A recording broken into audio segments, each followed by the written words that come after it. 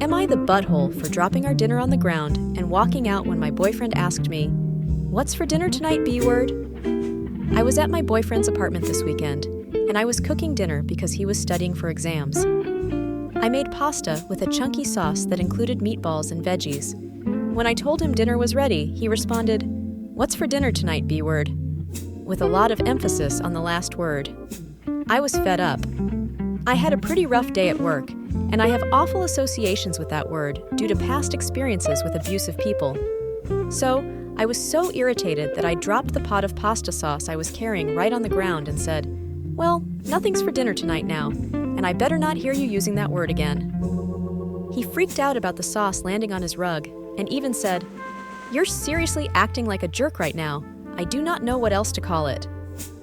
I just walked out, got takeout for myself, and went to my friend's house. She thought it was funny, but my boyfriend was furious. He kept texting and calling, sending me voice memos to explain that saying, "What's for dinner tonight, B-word?" was a TikTok trend, and that he was just quoting something as a joke for TikTok. I thought that was the worst excuse ever. It did not matter if he saw it as a joke or stole the joke. It was still disrespectful. He thought it was funny to demean me when I was trying to do him a favor. I came over while he was studying to make a home-cooked dinner, and he decided it was time for jokes. I put my phone on Do Not Disturb for the night and split a bottle of wine with my friend and her roommate. The next morning, he was sending me angry texts demanding that I clean his rug because he was too busy with exams to do it. I was shocked he left it overnight. That is disgusting. I texted him back saying, "Yeah, so that is the B-word tax, honey. Leave me alone until you are ready to handle your own cooking and cleaning, because this B-word is not doing it anymore. Also, it is vile you left that soaking in all night." He called me and told me he was okay with doing his own household work, but I did throw a full pot of sauce on the ground, so that was on me to clean up. I told him, "Yeah, no, I am not comfortable doing chores for you if you see me as your B-word." He told me he did not, and it was just a trend. I got angry that he was playing the TikTok trend excuse again, and told him, "Well, I am starting a trend called saucing, where, as a little joke, people throw pasta sauce around. You cannot be mad because it is just a little trend, a little jokey joke, just a little prank, bro." He got really angry and hung up on me. Now, I am seriously wondering if this dumb TikTok joke is going to be the end of things between us. Am I the butthole for how I reacted when my boyfriend asked me, "What's for dinner tonight, B-word?" Edit to address a comment I have gotten a lot, and I do not have time to reply to every time. But did you tell him not to call you a B-word? Like, how would he know otherwise? Honestly, if someone has gotten to the age of 30 and not realized that women, as a whole, do not like having demeaning slurs used against them, they are beyond my help. This is not something that needs to be told. I should not have to go through life like, "Hey man, just in case you were thinking I might like demeaning slurs against my gender used on me, I do not actually." And if you were about to comment something like that, let me just tell you in no uncertain terms, women do not like being called B-words by men. Do not call women B-words.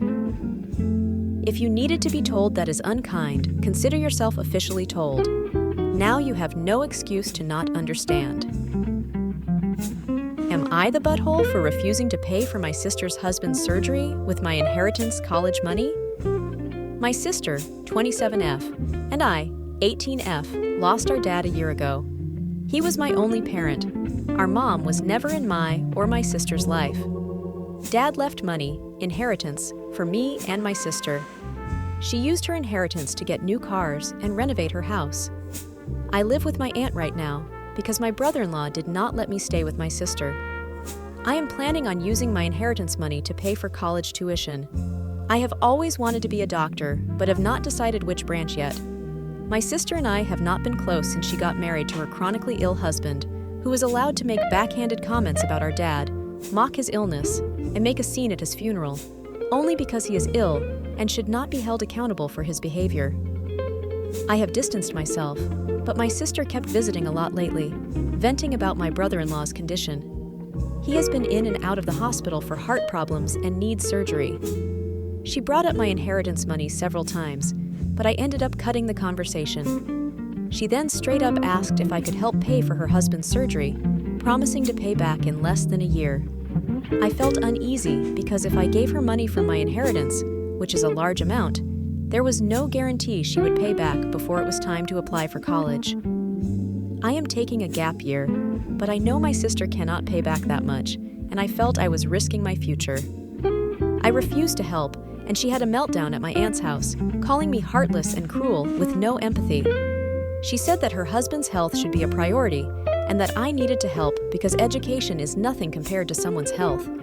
She asked if I would be happy to see her as a widow and my nephew without a father. My aunt suggested others pay, but most of them cut my sister and her husband off. I argued that her husband's poor health is not my fault after she kept blaming and guilt-tripping me. She kept crying, and although my aunt decided to stay out of it, she said that I should be prepared for permanent damage to my relationship with my sister if I do not help her now. She has been sending texts and pictures of her family, telling me this is what I was saying no to: a happy, healthy family with a healthy husband and father. I cried and felt like I was being selfish, not a good aunt and sister. I asked my friend, and he said to let them sell the cars and all the luxurious stuff they bought to afford the surgery. He warned me that if I gave them money, I would never get it back and might not be able to go to medical school. Am I the butthole for getting up from my chair in the middle of Christmas dinner and shouting, "Shut the heck up about my body," in response to my husband's observation? Ever since I had my son months ago, my husband has started making indirect comments about my body. He never says any hurtful words, but I find his observations, as he calls them, hurtful. For example, he would see me wearing an old top and say, "Oh, that top used to look good on you, but not anymore." Or he would look at my waist and say, "Wow, I did not know your waist could get this wide." Basically, passive stuff that I tried to ignore until it extended to friends and family. This went on for months and months.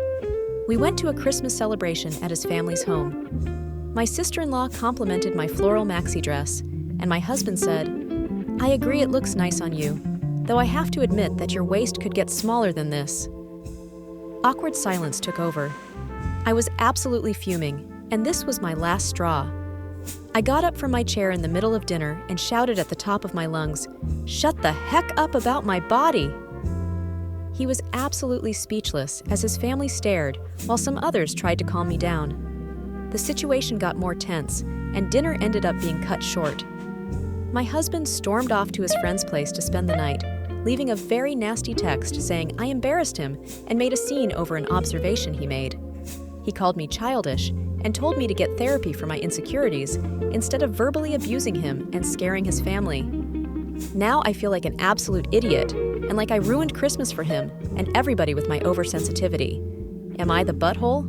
Thank you for joining us today on ReadItSlash. If you enjoyed these stories, make sure to like, comment, and subscribe for more captivating tales. Check out our other videos for more Reddit stories that will keep you entertained. See you next time.